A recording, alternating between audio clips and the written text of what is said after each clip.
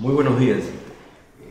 Me voy a ocupar en esta oportunidad de desplegar un segundo aspecto del llamado poder constituyente.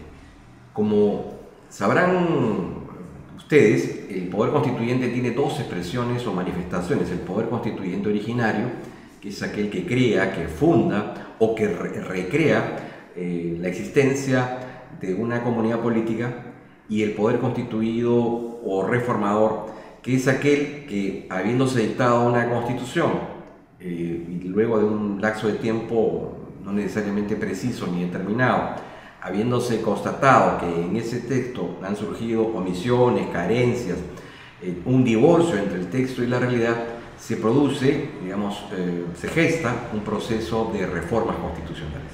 Entonces, el poder constituyente derivado, instituido o reformador es aquel que plantea o introduce reformas.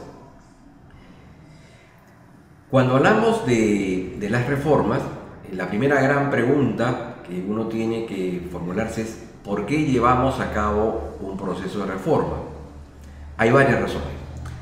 La primera de ellas puede estar referida a un cambio, a una mutación económica, social o cultural que genera un desfase entre el texto, ¿no es cierto?, y la actividad política y la actividad cotidiana de los miembros de ese ente llamado Estado.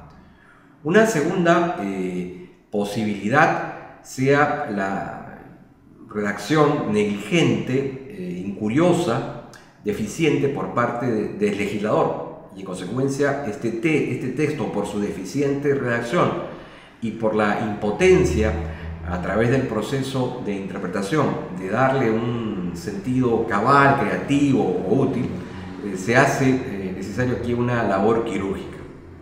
Una tercera posibilidad es el ocio intencional, esto es, en el marco de un debate de una asamblea o congreso constituyente, nos damos cuenta que hay un tema en particular que traba, ¿no es cierto?, la culminación de este pacto social.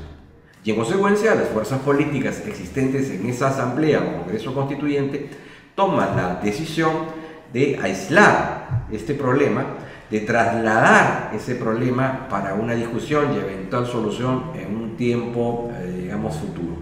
Y ciertamente, como la historia no perdona, ese tiempo llega y en consecuencia se hace necesario afrontar esta tarea. Entonces, surgida la necesidad de la reforma, que está a cargo en este caso de un órgano constituido por la propia Constitución, que es el Parlamento, la discusión se centra en de si es posible una reforma total o una reforma parcial. La inmensa mayoría de la doctrina señala que todo proceso de reforma per se es parcial. Y lo es porque el proceso en sí mismo es un acto de enmienda, es un acto de modificación, implica una tarea de adición o reducción del texto, ¿no es cierto?, o de reestipulación del contenido normativo, pero que no se puede afectar la indemnidad del mismo. No se puede afectar la fórmula basilar de la Constitución. ¿Y qué se entiende por fórmula basilar? Por los elementos constitutivos, por los elementos esenciales que sustentan esa Constitución. ¿Y cuáles son esos elementos esenciales? Primero, la forma de Estado.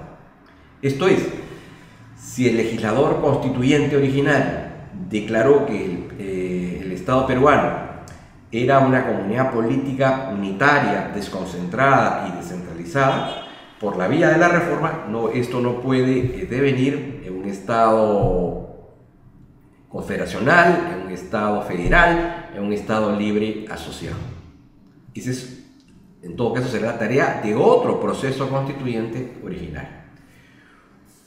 Un segundo elemento constitutivo se da en lo que se refiere a la forma de gobierno. Esto es, a la manera como se ejerce el poder, ya sea a través de un ente llamado Poder Ejecutivo o el Poder Legislativo.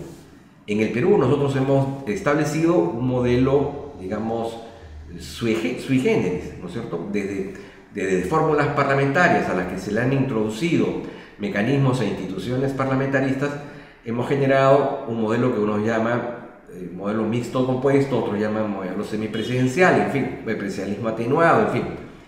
Pero a lo que quiero decir es que por la vía de la reforma en el Perú no podríamos convertir a nuestro gobierno en un gobierno de asamblea, en un gobierno directorial, en un gobierno parlamentario. No podríamos retornar al presidencialismo puro, ni por ciento de venir en un estado, en un gobierno sultanato.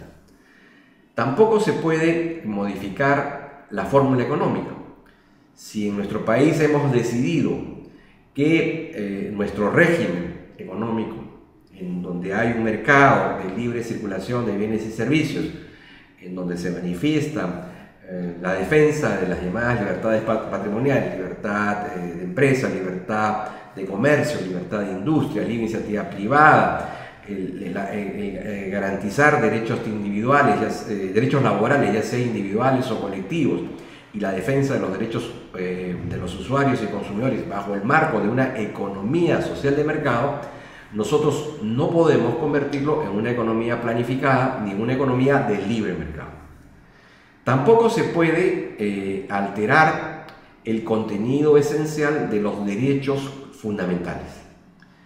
Los derechos que ya están en nuestra Constitución se han incorporado al patrimonio de los ciudadanos y en consecuencia ese patrimonio no puede ser expropiado por el proceso de reforma. Se podrá cambiar la parte del contenido no esencial, pero el elemento que aquello que caracteriza y que identifica cada uno de esos derechos no puede ser modificado.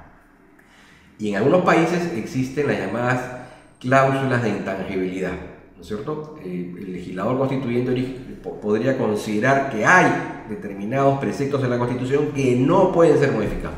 Ese fue el caso de la Constitución de 1933, que prohibía la reelección y establecía que en el caso de que alguien presentase un proyecto en ese sentido, incluso podía ser desaforado del propio Congreso de la República. En consecuencia, el proceso de reforma es siempre parcial. Diríamos, utilizando una metáfora de un tratadista argentino, Guillermo Calandrino, que decía que la reforma era como una casa, como los trabajos que se realizan en una casa. Se podría abrir una ventana, se podría cerrar una puerta, se podría recortar un jardín, se podría, digamos, colocar en el techo del inmueble un toldo, ¿no es cierto? Pero lo que no se podía hacer es afectar el techo, el hormigón y las columnas de una casa, porque si no estaríamos hablando de otra casa.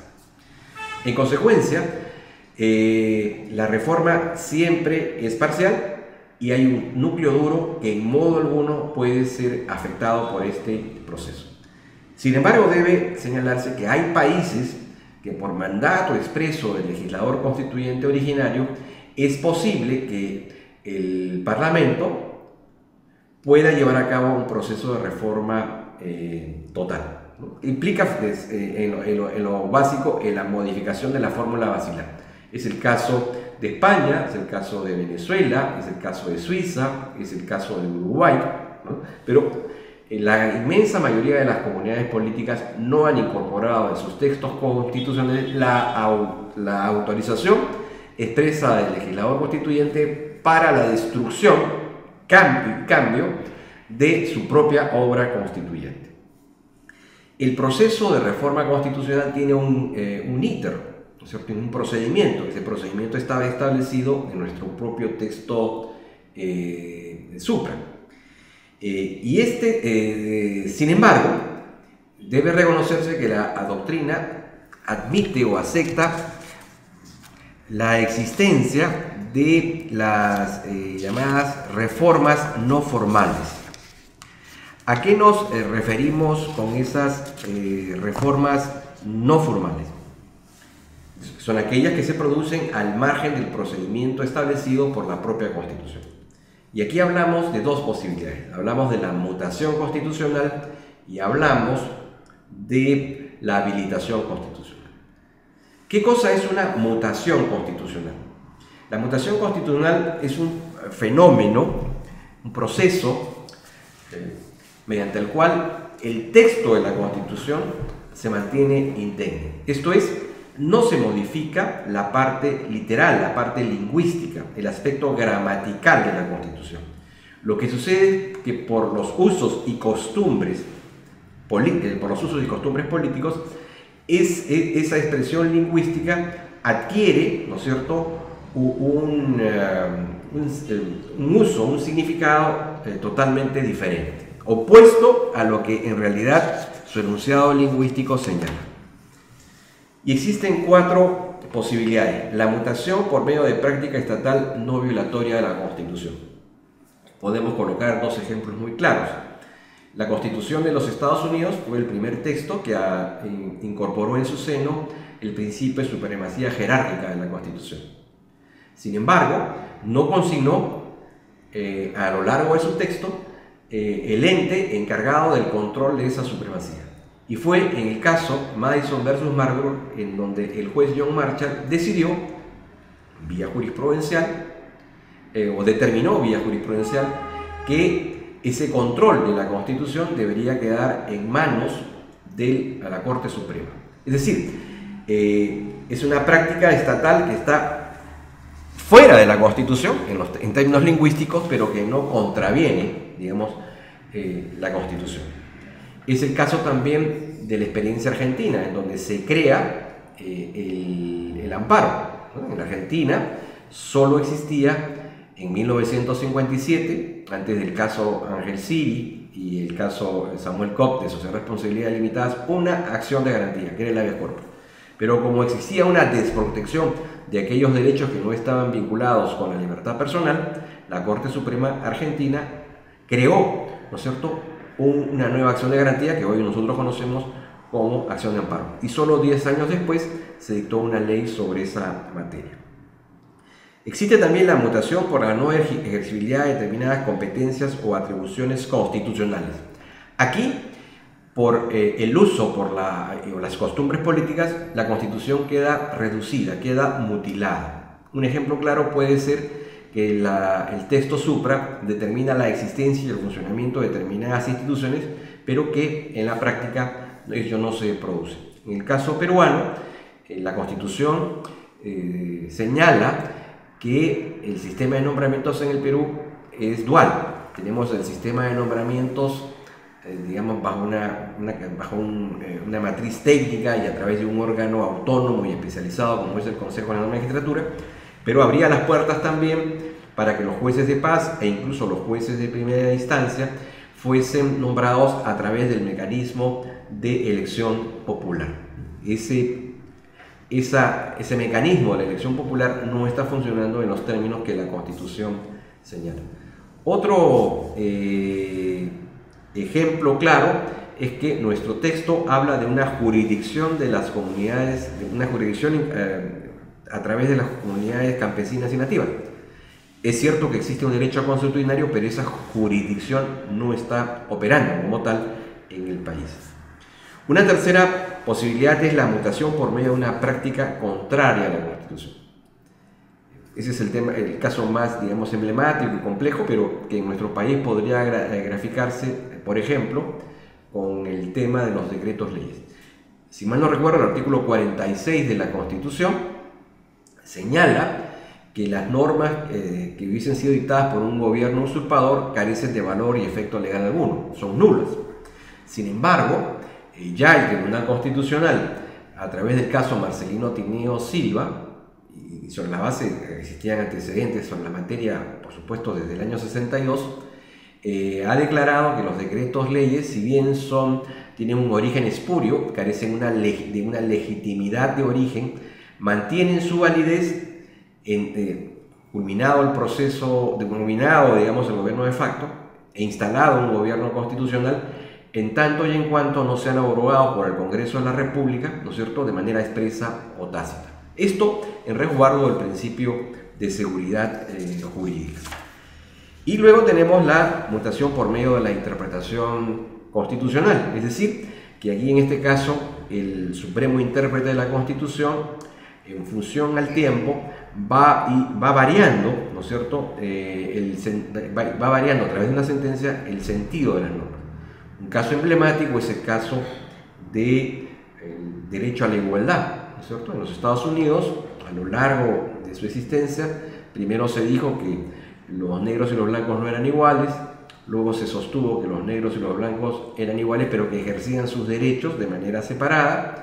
Luego se ha sostenido la tesis de que los negros y los blancos eran iguales y ejercían sus derechos de manera mancomunada, y incluso ya hemos llegado al tema de la acción afirmativa, en donde se reconoce la posibilidad de que minorías excluidas puedan, digamos, durante un tiempo determinado, ser objeto de un trato diferencial, otorgándosele mayores beneficios a efecto de promover una isonomía real, ¿no es cierto?, en función del reconocimiento de los actos de proscripción y de discriminación de las que han sido víctimas en tiempos pasados. Y la otra posibilidad de la reforma es a través de la habilitación constitucional. Aquí lo que sucede es lo siguiente. Muchas veces se discute si una ley es contraria o no es contraria a la Constitución. Y esa discusión se expresa o se manifiesta en una sentencia o en una resolución. Pongamos algunos ejemplos.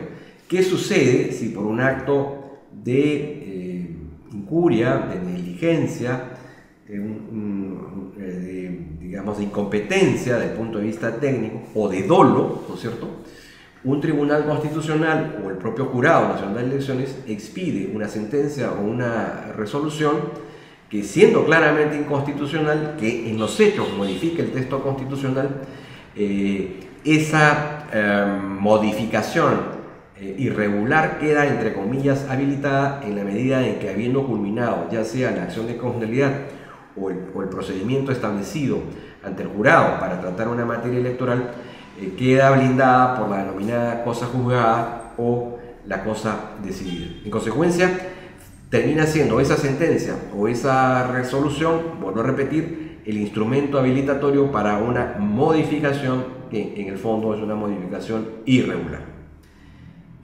Con esto concluyo y quisiera resumir lo que acabamos de decir.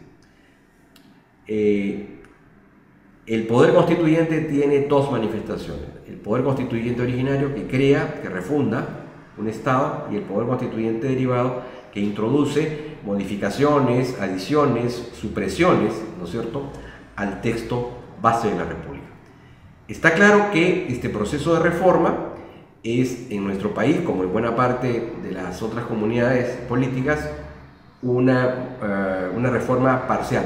Esto es, no es posible por la vía de la reforma afectar el contenido basilar, la fórmula basilar de la Constitución, que tiene que ver con la forma de Estado, la forma de gobierno, el modelo económico y, digamos, la larga lista de los derechos fundamentales, ¿sí? Y podría por ahí existir una cláusula de intangibilidad.